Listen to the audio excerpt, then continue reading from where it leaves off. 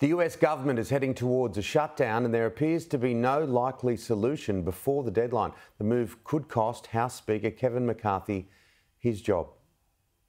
With little time left to stop a government shutdown, Congress still does not have a clear plan. I've seen this movie before. It never ends very well, and a government shutdown hurts everybody. Lawmakers have until Saturday night to pass a new spending bill. But House Speaker Kevin McCarthy can't seem to rein in his far-right colleagues who want to slash the budget. In the Senate, Republicans and Democrats are working together on a bill to fund the government for 6 weeks, but it likely won't pass in time. With the House chugging away on a separate interim bill that includes border security. No longer can the president ignore a problem he created that kills Americans every single day. It appears a shutdown, possibly the fourth in a decade, is inevitable. And the White House says it won't be to blame. This is between Speaker McCarthy and a small group of House Republicans that want to hold the entire U.S. government hostage. If not, many government operations will grind to a halt on Sunday.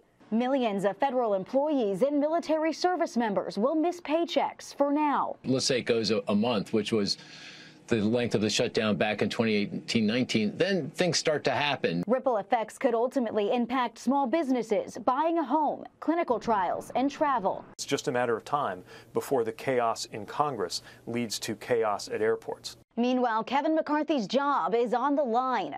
The Washington Post reports a group of far-right Republicans are plotting an attempt to remove him as House Speaker as early as next week, adding fuel to the fire during a potential shutdown. Washington, D.C., well, it just continues to be a hotbed of political drama. The man, as we just heard, right in the middle of it is House Speaker Kevin McCarthy. Joining me is Professor Louis DeCipio, Professor of Political Science at University of California, Irvine. Professor, thanks for joining us again this morning.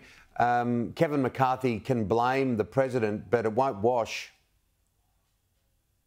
Certainly not. The responsibility lies with the Republican caucus in the House of Representatives and their inability to agree. In the past, these shutdowns have been a bipartisan affair, generally a president of one party and a House of Congress controlled by the other party. This one is all Republicans in the House.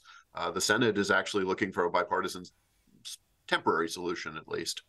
Well, the person right in the centre of it and casting an enormous shadow is former President Donald Trump.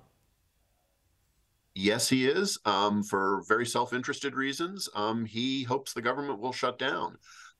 It will aid his campaign, certainly, because his supporters tend not to see much value in government, but it'll probably also aid him personally in that his prosecution on multiple felony charges will slow.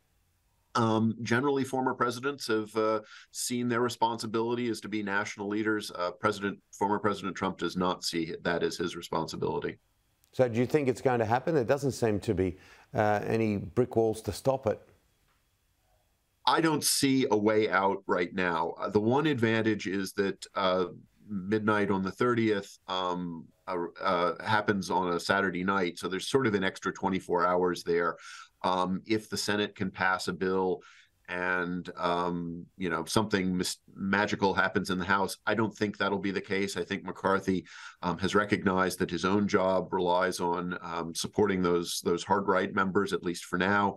After a few days of a shutdown, however, I think the pressures on him will change and he'll begin to look for a bipartisan solution as well. Well, that's the problem for him, isn't it? He's damned if he does or damned if he doesn't. He's right in the middle of it. And it looks like it's going to be very difficult, tenuous for him to hang on to that job. Well, the one advantage he has is that nobody else particularly wants the job. It is not a job that has a lot of power right now, and it'd be hard to find a consensus choice in the House to replace him. So the one advantage is that the job is really bad. That said, it's not good for the country to have, the second in line to the presidency in such a tenuous position.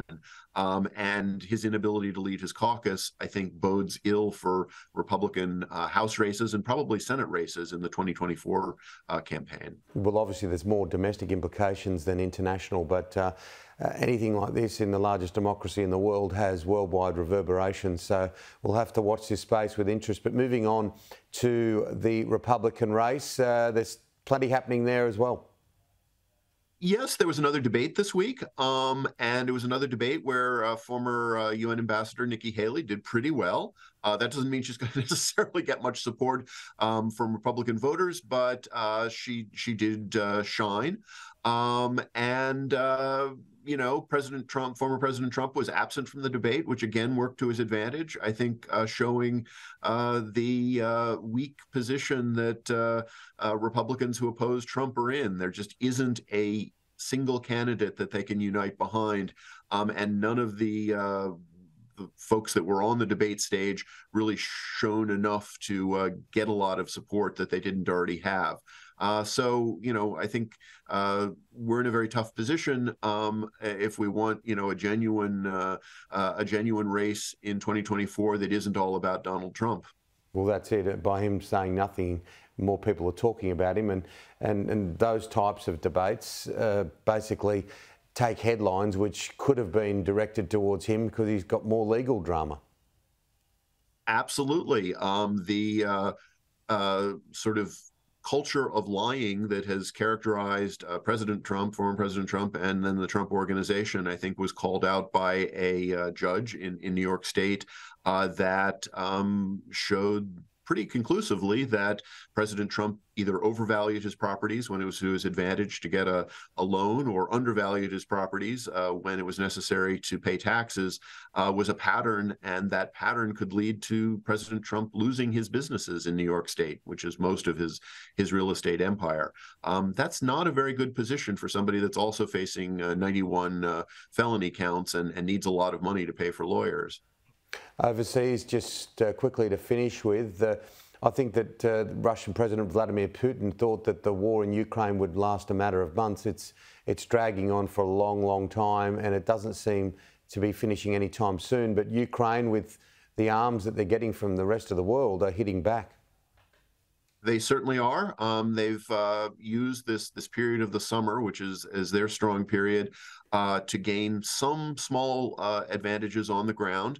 I think, though, we're going to go into another long winter of, you know, very, very minor changes on both sides, with Ukraine facing the challenge of holding on to the international support that have been so key to its successes so far.